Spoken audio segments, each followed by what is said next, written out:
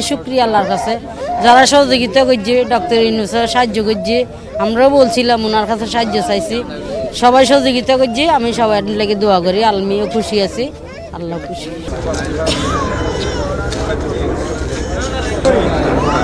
আছে তো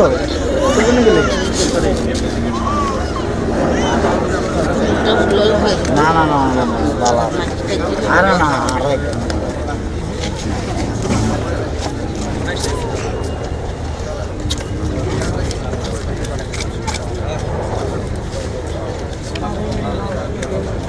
অনেকদিন পর হাজবেন্ড আসার জন্য অনেক অনেক হ্যাপি লাগছে, অনেক আনন্দিত লাগছে যে এতদিন ছিল না, অনেক টেনশনে ছিলাম, এখন অনেক হ্যাপি লাগছে। আল্লাহর কাছে লাখো লাখো শুক্রিয়া যে আল্লাহ ফিরাই দিয়েছে, এবং আমাদের দেশের সরকারেও অনেক ধন্যবাদ যে সরকার এত দ্রুত কাজ করে আমাদের হাজবেন্ডকে ফিরাই নিয়ে আসতে সক্ষম হয়েছে।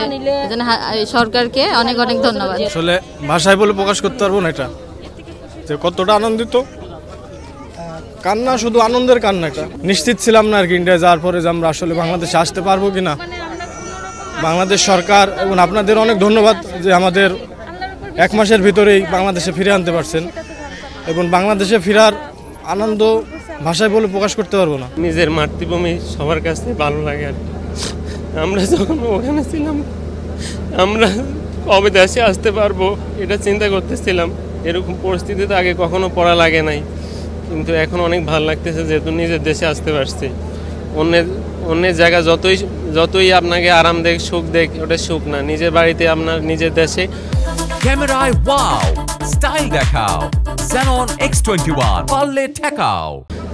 অল্প একটু জায়গার মধ্যেও যদি না খেয়েও থাকা যায়, তারপরও এটা নিজের কাছে ভালো লাগে আর কি। ওইখানে আমাদের সাথে ওরকম খারাপ ব্যবহার করে নাই, আর সবাই কোস্টগার্ড, ওই ইন্ডিয়ান কোস্টগার্ড এবং যারা ছিল পোর্টের লোকজন, ওনারা ওরকম খারাপ ব্যবহার করে নাই আর কি। আর আমাদের যদি কোনো কিছুর রসদ বা জ্বালানি শর্ট থাকলে রিকুয়েশন দিলে পরে ওনারা দিয়ে যাইতো আর কি, ওটা সমস্যা নাই আর কি। দীর্ঘদিন পরে আমরা আসলে আমি ফ্যামিলিকে কাছে পেলাম। আসলে আমরা ওখানে যাওয়ার পরে আমরা আসলে নিশ্চিত ছিলাম না যে আমরা দেশে আসতে পারবো কিনা, বা আসলেও কবে আসতে পারবো।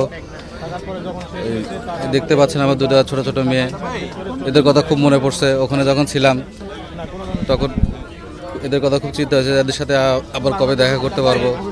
যাক, বাংলাদেশ গভর্নমেন্ট এবং কোস্টগার্ড সহ আরও যারা আমাদেরকে দেশে আনার ব্যাপারে সহযোগিতা করছে, তাদের সকলকে অসংখ্য অসংখ্য ধন্যবাদ।